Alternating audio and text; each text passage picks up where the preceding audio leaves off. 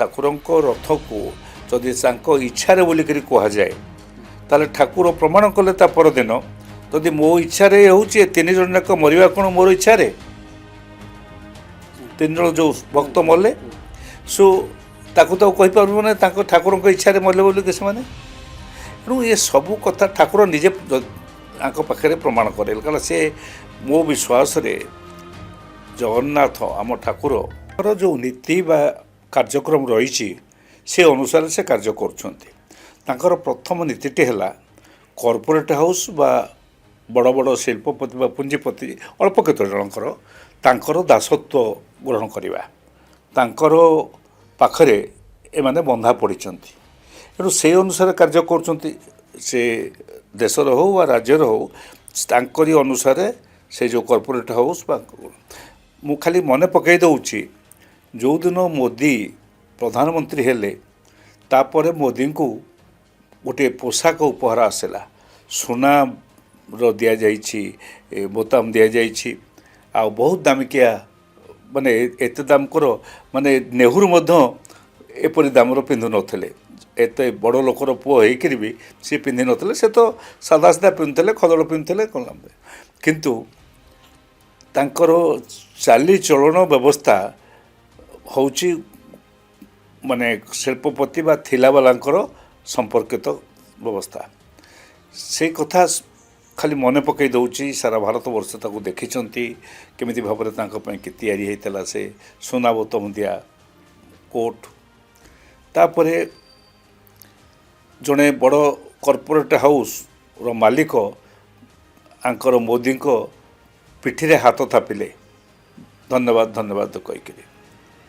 ଏଣୁ ସେ ସେଇ ମର୍ମରେ ସେ ଅଛନ୍ତି ମୋଦିଙ୍କର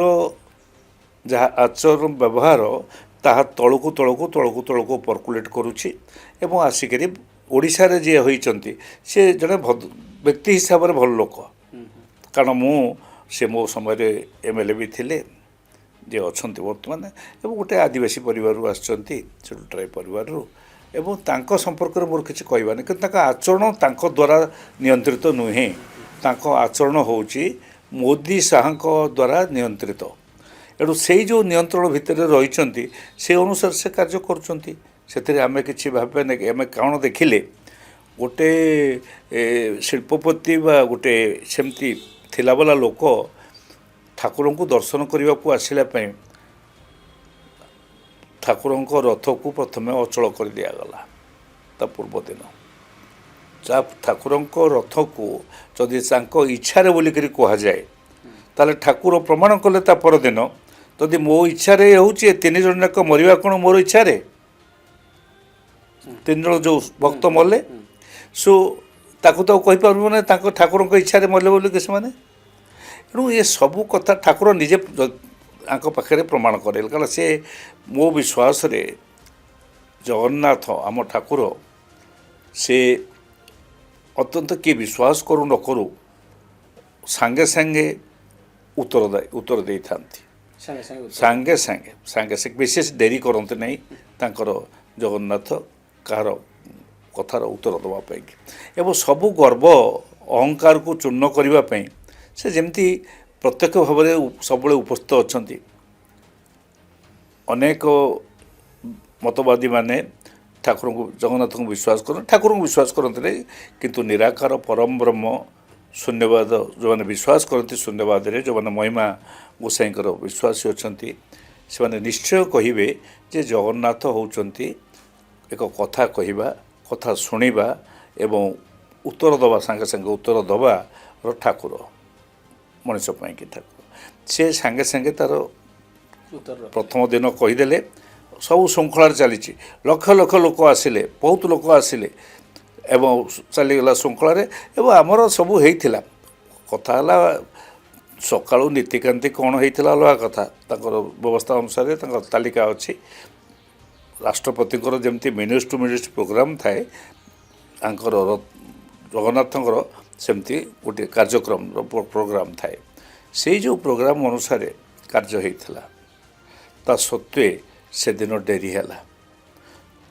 ଦକ୍ଷିଣ ମୋଡ଼ ଠାକୁର ବଡ଼ ଠାକୁର ନେଲେ ବଳରାମ ନେଲେ କାରଣ ତାଙ୍କର ଦକ୍ଷିଣ ମୋଡ଼ କାହିଁକି ହୁଏ ନା ତାଙ୍କ ରଥ ଗୋଟେ ର ଚକ ଇଏ ନଥାଏ ସମାନ ଭାବରେ ନଥାଏ 16 ବା 12 ନୁହେଁ 14 ଚକର ଯେଉଁ ବ୍ୟବସ୍ଥା ଏଠୁ ସେଇ ଦୃଷ୍ଟିରୁ ଟିକେ ସେଇଟା ବାମ ବଡ଼ ନେବା କିନ୍ତୁ ଏଇ ଯେଉଁ ରଥ ଜମା ଆସିଲେ ନାହିଁ ଠାକୁରେ ଯାହା ସତେ ଯେମିତି ଏ ଯେଉଁ ଲୋକଟି ଆସୁଥିଲେ ବଡ଼ ଶିଳ୍ପପତି ଆମ ଭାରତବର୍ଷର ଯିଏ ମୋଦିକୁ ଆଣିବାରେ କ୍ଷମତାକୁ ସାହାଯ୍ୟ କରିଛନ୍ତି ତାଙ୍କ ପାଇଁ ଠାକୁର ଜଗନ୍ନାଥ ଅଟକି ଗଲେ ଲାଲବାଗଙ୍କ ପରି ଯେମିତି ଆମର ଯେଉଁ ଆମେ ଯଦି ଲକ୍ଷ୍ୟ କରିବା ଯେ ବନ୍ଧୁ ମହାନ୍ତି ଦାଢ଼ିତ ଭକ୍ତ ଭିତରକୁ ଯିବା ସେମାନେ ସବୁ ଯେତେବେଳେ ଆସୁଛନ୍ତି ମାନେ କରୁଛନ୍ତି ନିବେଦନ କରୁଛନ୍ତି ଠାକୁର କାହା ପାଇଁକି ଆଣିକି ଦେଲେଣି ଖାଇବା ଥାଳି ଆଣିକି ଥୋଇଲେଣି ନିଜ ଥାଳିକି ଆଣିଦେଲେଣି ଓ କାହା ପାଇଁ ରଥ ଅଟକି ଗଲାଣି ବଳରାମ ଦାସ ପାଇଁ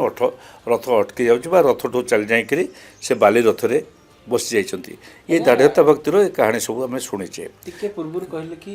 ଆଦାନୀ କ'ଣ ମୋଦିକି ଆଣିଥିଲେ ଆଦାନୀ କ'ଣ ମୋଦିକି ଆଣିଥିଲେ ଆଉ କିଏ ଆଣିଲା ତାଙ୍କ ପଇସା ତ ଆଦାନୀଙ୍କ ପଇସା ଏମାନଙ୍କ ପଇସାରେ ତ ମୋଦି ଆସୁଛନ୍ତି ଆଉ କେଉଁଥିରେ ଆସୁଛନ୍ତି ସିଏ ଆଙ୍କୁ ପଇସା ଦେଇକି ଆଣିଛନ୍ତି ଇଏ ମଧ୍ୟ ତାଙ୍କୁ ପଇସା ଦେଇକରି ବଢ଼େଇବାରେ ଲାଗିଛନ୍ତି ଏ ତ କଥା ଆଉ କ'ଣ ସେ ଯେଉଁ ଆଦାନୀ ଅମ୍ବାନୀ ଆଉ ସେ ଯେଉଁ ଆମର ଯେଉଁ ପୁରୀର ଏପର୍ଯ୍ୟନ୍ତ ଫେରାଇଲେ ନାହିଁ ଜମି ଫେରାଇଲେ ନାହିଁ ଜଗନ୍ନାଥଙ୍କର କିଏ ସେ ବେଦାନ୍ତ ଏ ସମସ୍ତେ ମିଶିକିରି